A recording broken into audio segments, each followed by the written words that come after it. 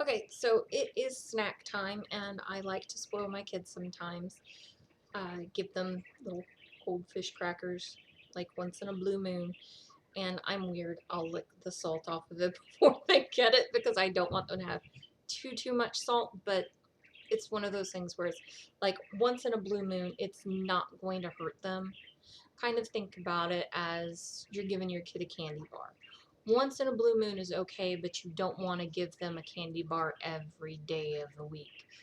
Then they're gonna wind up with like fat butts and type 2 diabetes, all that good stuff. So I figured I'd try and see if I could get it on film or video. Now you don't ever say on film anymore, so come here. I know. Goodness gracious.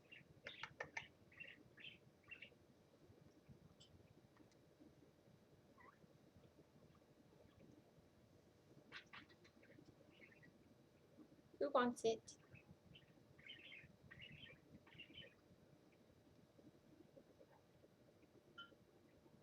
That would be my Moira. She's my fat butt. We're working on getting her to lose weight, so she has to play more and she doesn't get as many treats as she used to when it comes to like their mealworms, their pellets, things like that. When it comes to pellets, you some people suggest not to give the gliders pellets at all. Some people put them in there for a daytime snack. With mine, I give it to them like maybe every other day because they need something to clean their teeth. Because you've got to realize that sugar gliders are sap suckers. They basically, when they eat fruits and vegetables and stuff, they chew it until they've gotten all the juice out of it and then they just spit out the pulp. So when it comes to like little crunchy snacks like their once in a blue moon goldfish cracker or their pellets, it helps clean their teeth. Kind of like, when you give your dog a dog biscuit, the crunchy biscuit helps scrape any tartar and whatnot off his teeth because, well, they don't make sugar glider toothbrushes like they do for dogs and cats. And well, sometimes dogs and cats are like, hell no, you're not putting that in my mouth. No. But with the pellets that I got my pellets from the Happy Glider. And these ones are specifically designed for gliders. And with mine having the 2-pound bag and me only giving them 1 pellet each, like every other day, this thing's going to last me forever as long as I make sure that it stays sealed. Of course, if it doesn't stay sealed, then you run the risk of it getting stale, or if you get any moisture in it, just like with your regular cereals, potato chips, any dry food like that. You always want to make sure it stays sealed, which I poofed it out. Uh, there we go. You want to make sure that it stays sealed and in a cool, dry place, so that way you don't have to worry about it going bad. But you can order it. There's their website and phone number if you have a sugar glider and you're interested in ordering them. I spoke with a couple other glider parents and breeders just to get some suggestions, make sure that what I'm getting for them, oh goodness, they're fighting over the last goldfish, but to make sure that whatever I'm giving them is good for them, because there's some pellets out there that say that they're good for them, but they're really not. They're just fillers, and you don't want something that's just fillers, but you also don't want something that's super protein enriched. You want just the right balance. Too much protein can cause their liver and kidneys to work overtime, which can then in turn cause them to get sick. So everything in moderation. That's the key in everything. The key in people, the key in cats, the key in dogs, the key in kids, the key in sugar gliders. Everything in moderation. You don't want too much of anything. Now, with these ones are the fruity flavor. I don't recall what their other flavors are, but there's, I want to say like 1 or 2 other flavors for these. Now, there are some high-end cat foods that you can give in place of pellets if you don't want to order them online, or you can't find a decent place to buy them from in person. Now, when it comes to the pellets, though, most of the pellets that you're going to buy from the pet store is crap. Just plain and simple, it's just crap. That's the stuff that's either way too much fillers or way too much protein. Now, I myself, I don't do the cat food one. Like I said, it's got to be a high-end cat food. I can't remember what all brands of cat food there are. If there is any interest in knowing more about the cat food, I can reach out to my friends in the glider community and find out that information and share it in another video. But just figured I'd let you know that. Now, when it comes to real food, and I know I've mentioned it in another video, but my kids, they are on now the OHPW diet. They used to be on the BML diet, but they put on too much weight and it wasn't coming off. There are multiple other approved staple diets, and it just depends on what fits best for your glider, what fits best for your wallet, what fits best for your lifestyle. There's a few different things that can factor in. I'll even include a link to a website that gives information on the different diets that are advisable to feed to your glider. And don't mind the cats are dorking around in the background. Now, some people say, oh no, you can just feed them, pellets and apples, and they're no. Unfortunately, that is not the case, because with them, they have such a high metabolism. It's easy for them to burn off all of those natural sugars and basically go into a sugar crash, and then you run the risk of all sorts of other health issues that you don't want. But if you get your glider on a decent staple diet, you can assure that they've got the right calcium balance, the right pH balance, the right protein amount, things like that. Now, another thing that having them on a staple diet helps with is it assures that you're feeding them foods that are good for them and not foods that are toxic to them. There's a lot of foods that you can eat that your gliders can eat as well. Your gliders can have corn, although not a lot, because it does have lots of natural sugar and lots of phosphorus in it. But they can also have like peas, green beans, kale.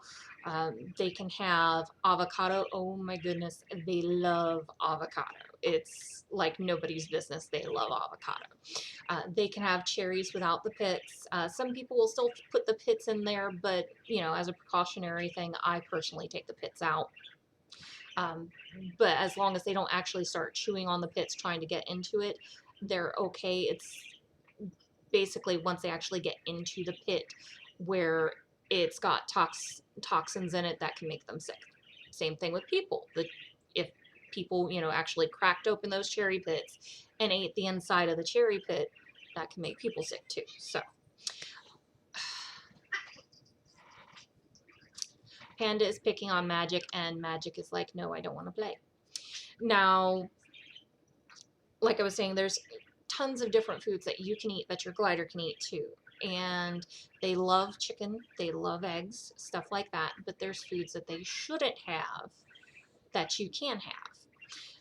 Like, you don't want to be feeding them bacon, avoid red meats, like beef and stuff like that. That's not good for them. You don't want high salty foods. If there's any salty snacks or whatnot that you're eating, it's either best to not give it to them, find an alternative, or find that version of the snack without the salt on it. My biggest lenience on that is the goldfish, and like I said, I'm weird. I lick the salt off of them, so whatever. I've never claimed to be normal. So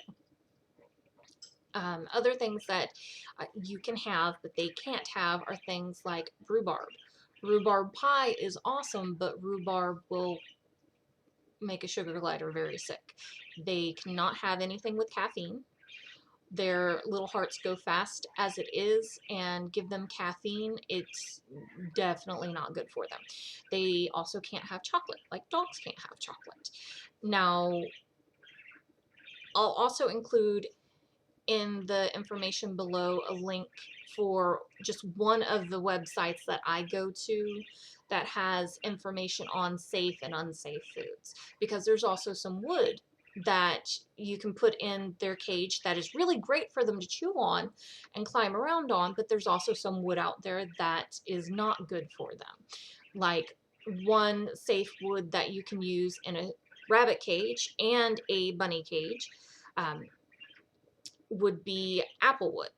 I actually have a little wind chime thing that I made for the gliders that has little sticks of apple wood that I bought from PetSmart. It was originally meant for like hamsters and whatnot, but I just took them and I strung them up on one of their little plastic chains, and they like to play with them and chew on them and whatnot. Moira's my big chewer. She will chew on it like it's nobody's business. They also can have eucalyptus. Now, with the eucalyptus, if you have cats, keep in mind eucalyptus is toxic to cats. So if you give them eucalyptus in its whole form, whether it's in twigs, sticks, or leaves, you want to make sure that the second it comes out of that cage, whether the glider throws it out or you drop it or you're cleaning the cage, whatever, it goes immediately in the garbage and the cat can't get to it, because it can make your cat very, very sick to the point it can even kill your cat, and you don't want that. Now, there are essential oils that you can get that you can use with your gliders too, and it's been stressed to me by one of my friends who is also in the glider community that whatever essential oil you get, make sure it's food safe. There is one vendor who I shared her information in my last sugar glider video, who I got eucalyptus oil from. And with this, what you can do is when you're cleaning the cage, you can add a little bit to the water, so that way as you're scrubbing it down and whatnot, it smells like eucalyptus. Or you can just put a couple of drops on like their bedding or something like that. But that's another thing that you have to keep in mind. That can't be around cats. Cats can get very sick from it. And on the flip side, cats can have catnip, and they can, enjoy catnip. You can sprinkle catnip everywhere. You can buy catnip plants for them and everything. The only problem is it's toxic to sugar gliders. So anytime you get something that has catnip in it for your cat, you will definitely want to make sure that you wash your hands before you go to playing with your sugar glider, because you don't want them to get sick. That would, just suck big ones. So, yeah.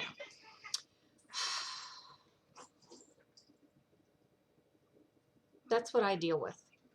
I have one cat who is a grumpy old man, and the other one is a little kid who has absolutely no sense of boundaries.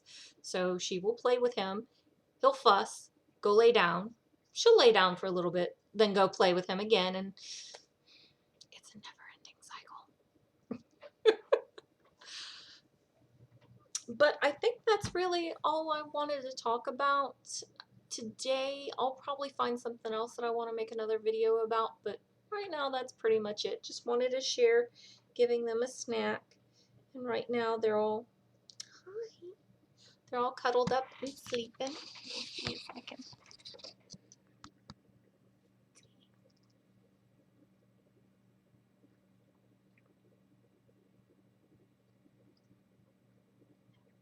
What are you doing? That's Moira looking at the camera. And that's Maya's head, and Cargo is underneath them somewhere. Sorry for making you sick there. My bad. But that's it for today. I'll make another video eventually. Oh, before I forget, I am making a second channel, and the second channel, I have finally decided what I wanted to do with that. It's going to be kind of like a modge-podge of lists and stories and urban legends, things of that nature. So once I get that all put together, I'm going to share a link in one of my mini videos. I say mini like I'm doing a lot of them, but I gotta start somewhere. But I'll share a link in one of my next videos, so that way if anybody's interested, they can go ahead and watch it. I'm currently working on myth, legends, and folklore of Ireland right now for the inaugural video. Yay. So I think the first few videos are going to be lists of myths, legends, and folklore of different regions, because there's some that are very, very popular, and I will include some of the popular ones, but I want to stray away from keeping all of the popular ones in there because, like, you know, just about every one of them is going to have Nessie in them. So when I do Scotland, I may not have a lot on Nessie in it.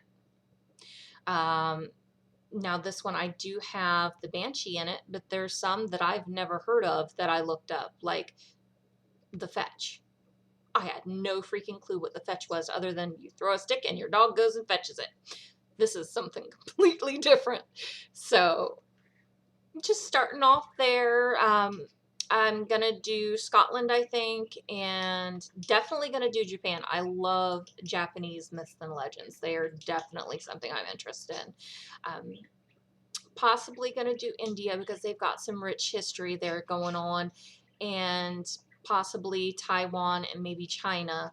If you have any suggestions of any countries that I should look up next, just let me know in the comments below, all that good stuff. So I guess that's it finally. So be good to each other. Peace out. Be safe. Have fun.